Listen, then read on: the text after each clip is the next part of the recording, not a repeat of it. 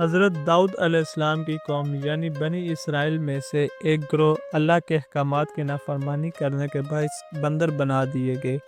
یہ واقعہ قرآن مجید میں سورہ بقرہ، سورہ اعراف اور سورہ مائدہ میں بیان کیا گیا ہے۔ حضرت داؤد علیہ السلام کی قوم کا بندر بننا۔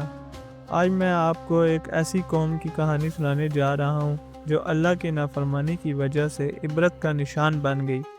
یہ قوم حضرت داؤد علیہ السلام کی تھی اور ان کا گروہ سمندر کے کنارے ایک بستی میں رہتا تھا جسے اصحاب سبت کہا جاتا تھا۔ یہ لوگ مچھلیاں پکڑ کر روزی کماتے تھے، مگر اللہ نے ان پر ایک آزمائش ڈالی۔ اللہ کی آزمائش، اللہ کا حکم سنانے والا۔ اے بنی اسرائیل، اللہ نے تمہیں حکم دیا ہے کہ ہفتے کے دن سبت کو کوئی شکار نہ کرنا۔ یہ دن تمہارے لیے عبادت کا دن ہے۔ اگر تم نے اللہ کے حکم کی نافرمانی کی تو سخت سزا ملے گی۔ بنی اسرائیل کے لوگ آپس میں، لیکن ہفتے کے دن تو مچھلیاں خود ہی پانی کے اوپر آ جاتی ہیں اور دوسرے دنوں میں نظر ہی نہیں آتی۔ ایسا کیوں ہو رہا ہے؟ یہ اللہ کی آزمائش تھی۔ اللہ دیکھنا چاہتا تھا کہ کون اس کے حکم پر عمل کرتا ہے اور کون دھوکہ دینے کی کوشش کرتا ہے۔ کچھ لوگ چالاکی سے جال لگا رہے ہیں۔ پہلا شخص، ہمیں اللہ نے شکار سے روکا ہے، مگر یہ تو نہیں کہا کہ ہم جال لگا کر چھوڑ دیں اور اتوار کے دن مچھلیاں نکال لیں۔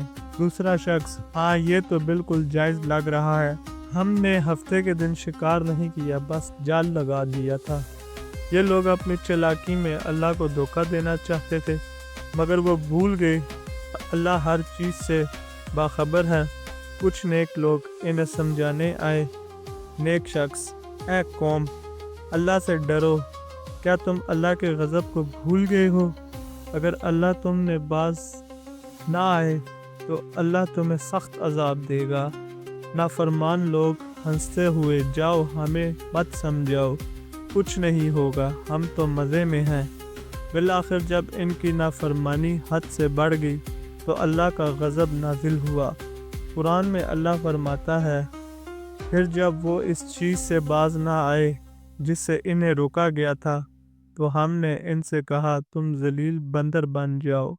سب لوگ چیخنے لگتے ہیں، بندروں کی آوازیں نکالتے ہیں اور پریشان نظر آتے ہیں۔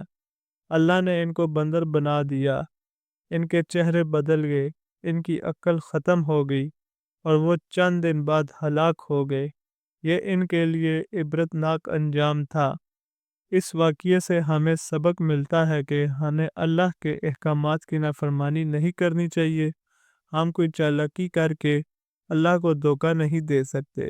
جو لوگ اللہ کے حکم کو توڑتے ہیں وہ دنیا اور آخرت میں نقصان